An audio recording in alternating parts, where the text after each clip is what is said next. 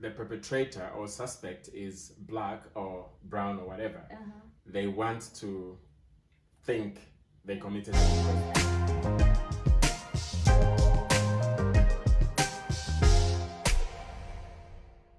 Hello everyone, welcome back to my channel, the Purple Page. So today I have a friend here, Chanta from Zambia. Yeah, so Chanta is pursuing his PhD in journalism studies. Yeah, and his project on social media's alternative side in the mediation of democracy. Yeah, sure. Yeah. So thank you, Chanta, for joining me today. You're welcome. Thanks for inviting me. It's my pleasure. So today's topic will be on racism, and it's a very intriguing topic because it is a global issue and it happens all around the world, no doubt. So the first question for you is about your understanding of racism. Yeah, from my very basic understanding, racism is just where people do bad things on the basis of someone's color, discriminate against someone because of their color, deny them opportunities because of their color, and probably kill them because of their color. And there has been quite a lot of killings around the world because of people's colors, which you would actually agree is a very backward way of doing things. Yeah, I totally agree with that. So what's your earliest memory of becoming aware that you look different from the rest of the people, or you look different from the other people? I don't know, but what I remember is that in school we were made aware that the world is coming from somewhere, that our countries were colonized because some people from elsewhere felt they had a right to our resources, that in the process of colonization they actually discriminated against my kind. In school socialization, you are taught about so when you were all in high those school, evils you of mean colonialism and slavery, of course, that my people were deemed to be fit to be used as labor. So that was taught in your school? Of course. Okay, so maybe it was the earliest memory of you becoming aware about even racism then? Yes, absolutely. Because when you are taught about slavery, colonialism, and other evils of discrimination, you are made aware of who the oppressor was and who the oppressed was. And in the process of getting aware of that, I realized that I was actually on the side of the oppressed. Yeah, and probably from that early time, I told myself that I'm gonna be a fighter for things. A revolutionary? Absolutely. That the world should become actually a much, much better place than where we're coming from. That we should be ashamed of history, actually. Yeah. That we should be ashamed that there is a scholarship at Oxford, which is called Rhodes Scholarship, when John Cecil Rhodes was such a racist and a supremacist. Yeah. Okay. That's that the money that is used to endow such scholarships is actually plundered money from Africa and other places in the world where Rhodes businesses flourished in an environment of racism and discrimination and oppression and plunder of resources of the people that were felt to be unworthy of those resources. Sometimes people would pretend to be advanced enough not to be racist and all that, but it's in the actions and things that do. Sometimes racism is very subtle. So you actually, I'm not in the business of looking out for racism or trying to find out who's being racist or anything. But I always believe if a person is racist, at least they know it in their hearts that they are racist, even if they pretend. But sometimes it shows when people have covered it all up with nice phrases and everything. And sometimes even academics would hide their own prejudices in academic, concepts and theories. But meantime, they're just legitimating racism. So it's complex. It's more like beta culture racism and everything you are talking about. It's a very complex issue. Yeah. So what's one way you think your life would have been different had you been born in another race? I've never thought about that. Because if I were to be born again, I would still be born black and proud. And I love it. Proud of your own identity. Believe me, I just think about being born the way I am. I don't think I would have I think loved to have privileges over that's and great. above other human beings. Actually, that's great. So, like, what privilege do you have that others do not? Whatever privileges I imagine to have, at least I believe have nothing to do with my race, Okay. but have maybe a lot to do with some of the aspects of the journey of life. Yeah, you access education, for instance, and I'm ashamed to actually be saying that in this world there are billions of people that have no access to the kind of education I've had access to, which is a shame. But that has nothing to do with racism. But I would imagine that probably I would have gotten more if the world was a very equal place. Yeah, but it's not. Egalitarian. Yeah. So, like, would you share a time when someone else did or said something racist, and did you interrupt it? Was there any situation that you for some reason, probably I'm naive, but I can't recall experiencing racism directly as a human being or as a person. But I've heard testimonies from people that I trust that have talked about how they've been racially discriminated against. And also I've witnessed other people be racially abused in my presence. Somewhere I was on a bus with a number of other people, and there were Chinese students on that bus, and they were abused racially, and they walked out of the bus, and I felt very bad because maybe they were the minority in that very place where it happened. They were actually not the minority in the bus, because if I remember, I was with maybe in that place, I mean the country, wherever it was. Yeah, but then if you look at in the bus, there were at least there was me and my friend from Ethiopia.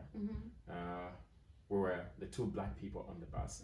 Then there were like 6, 7, 8 Chinese people, and then others, and then these others started throwing all sorts of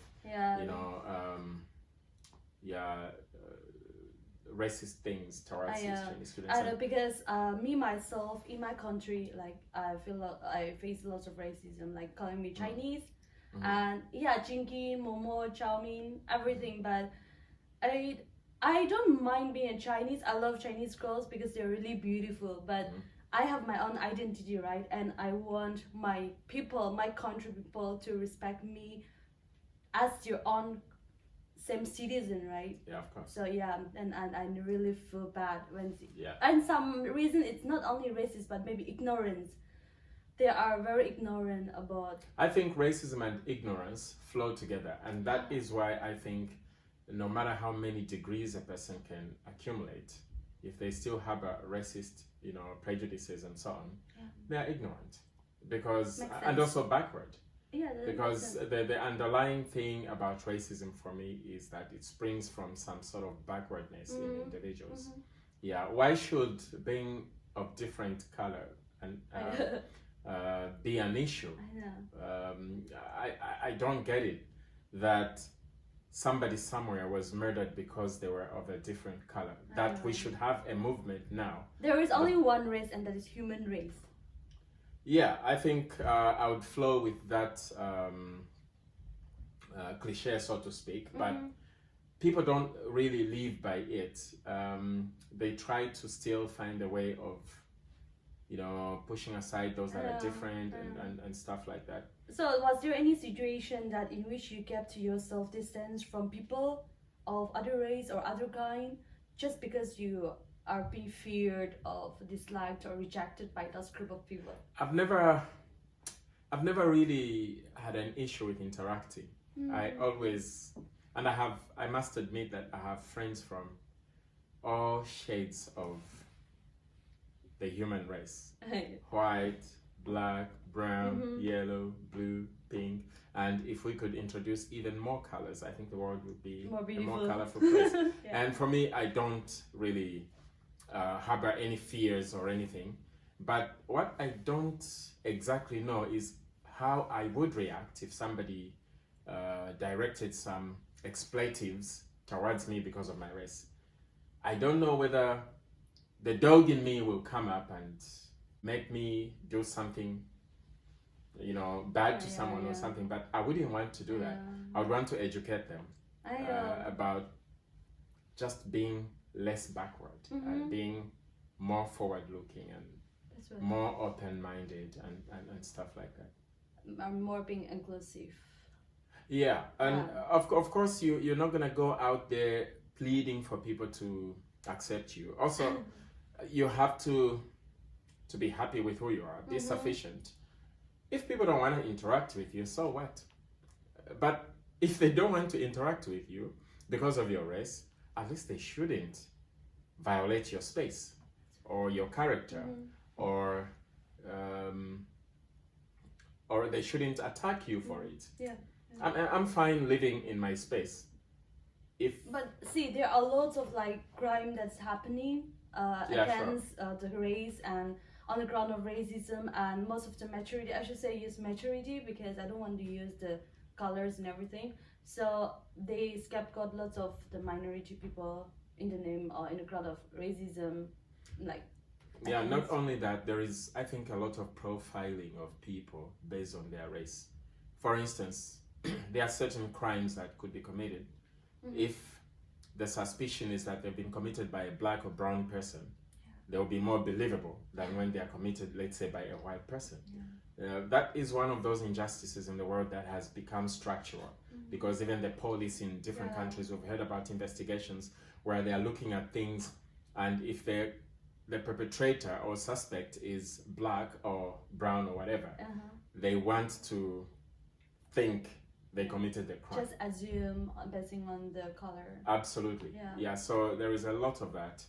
The world really is not as advanced as we want to think. We delude ourselves that this world is moving forward. Yeah. It has a lot of stagnant spaces here and there we need to get around and all that. So which means that you agree that the lens of race like shape and affect our understanding and actions. Absolutely. So very, very interesting question here. So which one do you prefer to call you, like a nigger, an African, or black? I'll tell you something. Yeah, in fact, I know at the expense of offending even some of my friends, because we've discussed this a lot. Of course, there was a time, the history of black people has been through so many interesting phases. There was a time when it became fashionable within the hip hop world, for instance, for black people to like refer to each other as nigger, you know, and spelled N-I-G-G-A. Yeah, and if a black person says that to another black person, it's fine. Okay. Today, some people still use it, and I've had friends call me that and they don't mind. Okay. But it depends on the motivation for using it. If a person who's using it is using it because they want to be racist, then definitely it's unacceptable. But if you're using it as friends playing basketball or something like that, yo nigga, do this, what? Maybe it depends upon your relationship with that person who calls you nigga. The understanding that this is people of the same kind using that as a form of identity and pride. Yeah. Because okay, they called us niggers and used it in a racist way, but we call us niggers because we think we are cool. Okay, so what do you want the world to call you? I think I'm a black person. Okay. If you say an African, that is even better. Okay. But to be honest, I'm a human being above everything else. That makes sense. Yeah. But sometimes we were like, oh, that Janda. So people like, who Janda? And you'll be, the black African guy. Yeah, because Africa also has different colors. So you can actually distinguish Chanda, the black African guy, from Chanda, the white African guy. Because believe me, today there are people being born and adopting these names who are actually not black, which is fine. And if there is a place that I have found, I would speak for my country. If there is a place where I found so much possibility in terms of integration and in terms of openness, it's Zambia. It's such an open society. I mean, our immediate past vice president is white, completely white. We've had a woman vice president in Zambia. That is why when I say the so-called leaders of civilization don't actually lead civilization. No, actually, when I read some books on the women empowerment in politics, I can see lots of like places like Botswana, right? Oh, of course, Tanzania yes, and definitely. And that's Southern Uganda, Africa. right? Uganda is East Africa, yeah. yeah. So there are lots of politics women involved from years back, like comparatively Absolutely. to the other states, which is Yeah. like very Yeah, encouraging. it's also in the racist way that history has been written. I'm glad that today a lot of people are coming up to try and correct history, because history has been so Eurocentric, if you like. There is a lot of good that is exaggerated about the West, and a lot of bad that is exaggerated about the global South. This is the reality we live in. Coming back to the next question, like since you're from the School of Media, like journalism, do you think that media plays a massive role in spreading racism Of around course, the world? historically, much of the crimes of race have been perpetrated or reinforced by media. Yeah. Because the media has played a huge role in reinforcing stereotypes and prejudices. And some of it have come to a realization that this is evil. And today we have quite some good media, of course, side by side. Projecting about against all this racism and everything. Yeah. So like, do you think that we need a kind of cultural awareness and race sensitization or consciousness raising in a school curriculum, especially at a very young age, to prevent somehow, I'm not saying to stop the racism. What makes racism complicated is when you actually have countries electing racists to lead them. When you have self-confessed racists becoming very popular and winning elections, when right-wing sentiment is growing across the globe, when supremacists are having a platform, who's doing all that? Who's giving them all that? It's the people with power, and because of the way that power is distributed, it has become very difficult to address evils such as racism. Yeah, I think the world the world has got an abundance of irresponsible, racist, misogynistic, and whatnot leaders. Yeah, we see the interplay of the power and politics over there. Yeah, I mean, if bigots are going to win an election, really, it tells you that the world is not as advanced as we want to think it is. So, Janta, like, if someone wants to visit Zambia, would you like to recommend some of the beautiful places and the best season of the year? That's one of the most beautiful countries in the world. And I'm not exaggerating, by the way.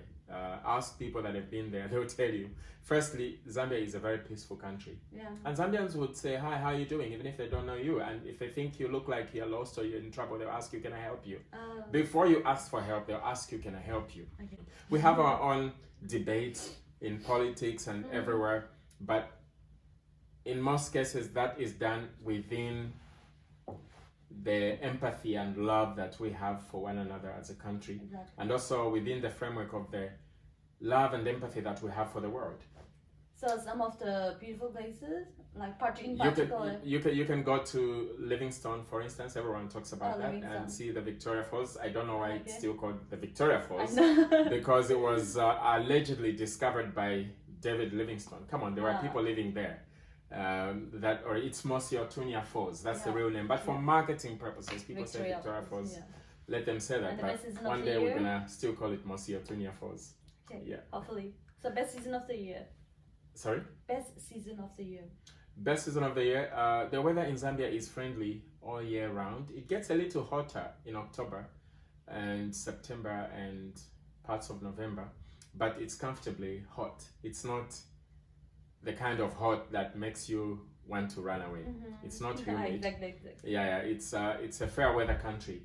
It doesn't get very cold, it doesn't get very hot.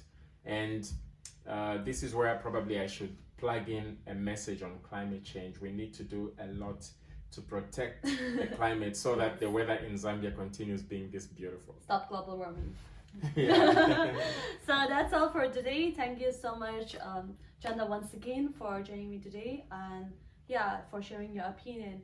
Thank you. That was a great learning for me. One thing, I have a few questions last time in my last YouTube channel and some in my social media, but I am planning to make a video like on Q&A. So if you have more questions, then you can feel free to drop in the comment section, and then yeah, I will collect all the questions and answer it on one good time. Yeah, so that's all for today, and if you like my video, then kindly like, share and subscribe. Thank you. I'll see you in the next video. Bye.